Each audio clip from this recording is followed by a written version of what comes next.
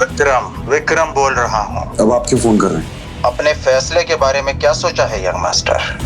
मैंने आपसे कितनी बार कहा है मेरा पीछा छोड़ दीजिए, मुझे बार बार फोन मत कीजिए।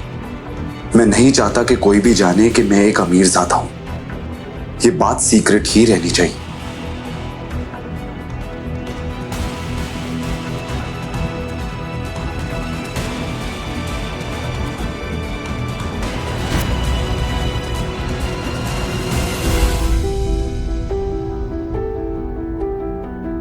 क्या हुआ शनाया?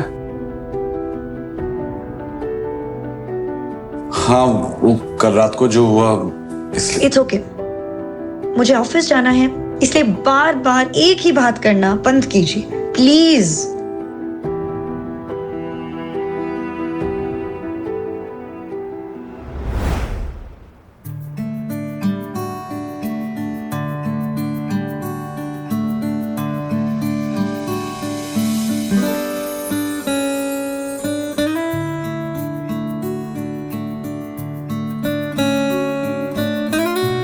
शनाया, आप ये शायद ऊपर भूल गई थी, लगा लीजिए वरना आपके सर में दर्द शुरू हो जाएगा।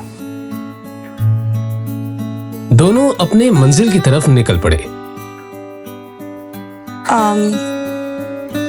वो मैं सोची थी कि क्यों ना मैं इस बाइक से ही चलूं, ट्रैफिक में आसानी हो जाएगी ना।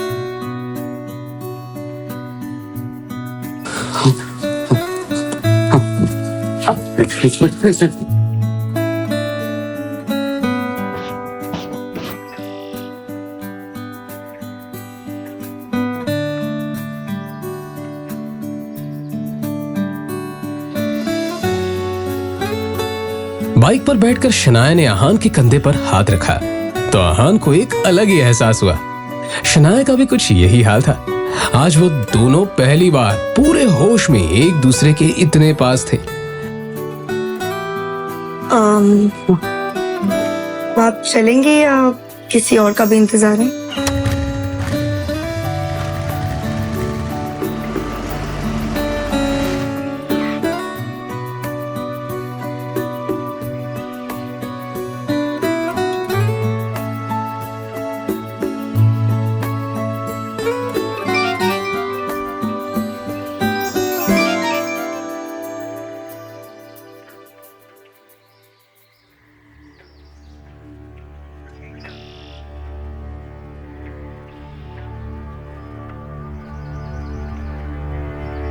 शनाया के पापा के एक्सीडेंट की खबर सुनकर आहान की भी वही हालत खराब हो गई, क्योंकि एक वही तो थे उनकी जिंदगी में जिन्होंने आहान पर हमेशा विश्वास किया था।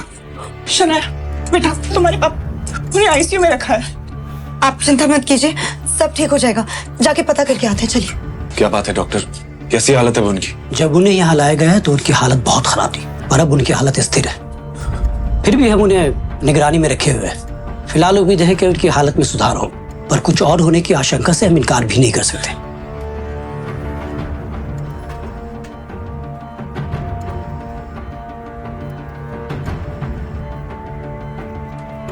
आहान, शनाया और यामिनी जी का पूरा दिन कश्मकश में बीत गया।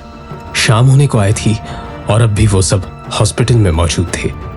शनाया की हालत आहान से देखी नहीं जा रही थी।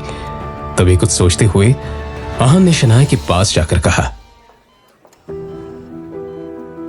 अब आप माँ को लेकर घर निकल जाइए शनाया। अंकल की देखभाल के लिए मैं यहाँ हूँ, जो भी होगा मैं आपको फोन करता रहूंगा। पर मैं पापा को इस हाल में छोड़कर कैसे जा सकती हूँ? उनकी हालत। देखो शनाया, अंकल के लिए मेरा प्यार आपसे कम नहीं है। उन्होंने मेरे लिए जो कुछ भी किया है उसका एहसान मैं नहीं चुका सकता। वो मेरे लिए भगवान के समान है। इसलिए मैं कह रहा हूं, आप खुद पर ध्यान दीजिए और माँ को लेकर घर जाइए।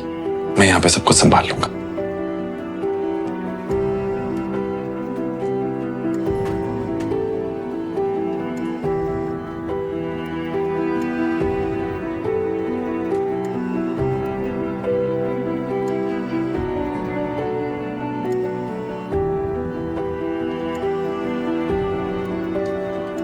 कुछ ही देर में शनाया अपने कमरे पर और यामिनी जी अपने घर पर थी। उधर आहान अभी हॉस्पिटल में एक जगह बैठा हुआ था जब डॉक्टर ने उसके पास आकर कहा, देखिए मिस्टर शेखर की हालत अचानक ही बहुत ज्यादा बिगड़ती जा रही है। जल्दी उनको ऑपरेशन करना होगा। डॉक्टर, आपने तो कहा था उनकी हालत स्थिर है, फिर अचानक क्या हो गया? इस बारे में हम कुछ भी ठीक से नहीं कह सकते, मगर उनका ऑपरेशन जल्दी नहीं किया गया तो उनकी जान को खतरा है। फिर डॉक्टर, आपको किस बात का इंतजार है? आप ऑपरेशन शुरू कीजिए। ओके फाइन, मगर कुछ डॉक्यूमेंट्स हैं जो आपको भरने पड़ेंगे, और साथ ही जाकर बिल काउंटर पर आप जाकर 15 लाख जमा करा दीजिए। मैं ऑपरेशन की जाकर तैयारी करता हूँ। ओके। 15 लाख की बात सुनते ही आहान टेंशन में नजर आने लगा। उसने शनाया को कॉल करने के लिए फोन निकाला ही था कि तभी उसके सामने विक्रम खड़ा दिखाई दिया, जो आहान की तरफ देखकर मुस्कुरा रहा था। उसे देखते ही आहान के दिमाग में ढेर सारे डाउट्स आ गए और वो विक्रम के पास जाकर बोला, आप यहाँ पे क्या कर रहे हैं? वैसे शनाया पैसे का इंतजाम आसानी से कर लेगी, लेकिन आपने ये सोचा है यंग मास्टर कि ये सब अपने आप कैसे हो गया? यह एक्सीडेंट तुम्हारे पापा के कहने पर ही करवाया गया है। आपकी हिम्मत कैसे हुई ये करवाने की? आदित्य रायजादा की हिम्मत इतनी ज्यादा है कि उनके एक इशारे पर शेयर मार्केट हिल सकता है। ये तो एक मामूली सा एक्सीडेंट है। ये आपने सही नहीं किया और इसकी कीमत आपको चुकानी ही होगी। बस 15 लाख की तो कीमत है और मैं वो पूरी देने के लिए तैयार हूं। रायजादा ग्रुप को अपना लो। वैसे भी इस कंपनी के सामने 15 लाख ऊंट के मुंह में जीरे समान है। ये पैसे तो तुम्हें देने ही होंगे, लेकिन अंकल के एक्सीडेंट का हिसाब मैं बाद में लूंगा, लेकिन तुम्हारी बात कभी नहीं मानूंगा।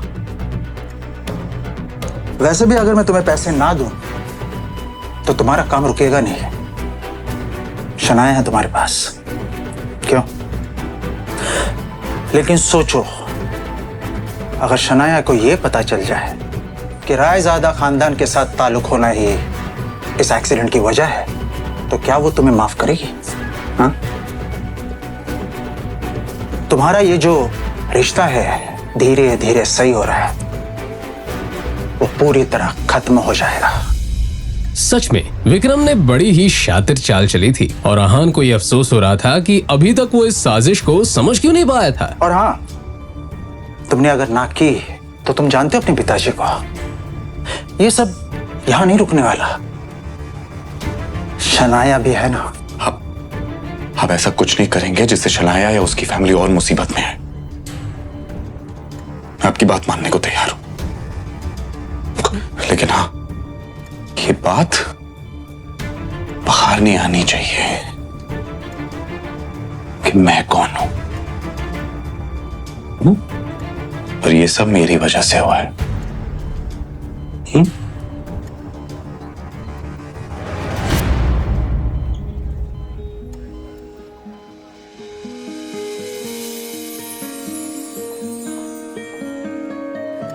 आहान ने शनाया को उसके पापा की हालत के बारे में बताया और फिर जरूरी फॉर्मेलिटीज पूरी करने के बाद उनका ऑपरेशन शुरू हो गया।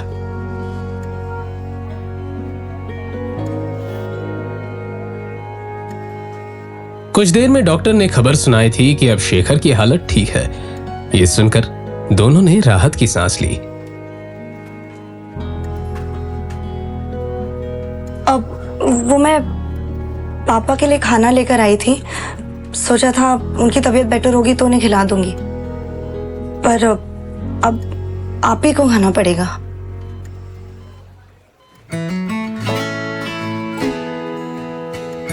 अब भिंडी की सब्जी है। आहान को सच में भूख लगी थी। उसने टिफिन खोला तो अंदर भिंडी की सब्जी रखी हुई थी जो आहान को बहुत पसंद थी। तभी उसे शनाया की बात याद आई कि उसने खाना पापा के लिए बनाया था, मगर उसके पापा शेखर को तो भिंडी से सख्त नफरत थी। मतलब साफ था कि शनाया ने ये खाना आहान के लिए बनाया था। पापा, मैंने क्या?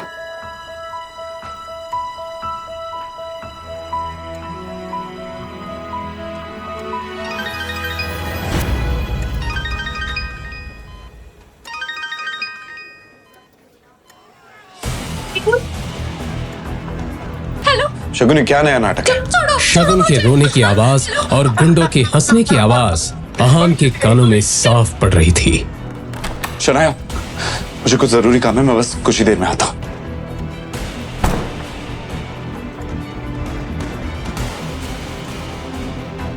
जैसे ही अहान देव मल्होत्रा के क्लब में पहुंचा तो वहां कोई भी नहीं था। पूरा क्लब खाली था। उसे किसी साजिश की बू आ रही थी। धड़कते दिल से अहान थोड़ा और अंदर बढ़ा कि तभी पीछे से किसी ने हाथ में रुमाल लेकर उसके नाक को तेजी से दबा दिया।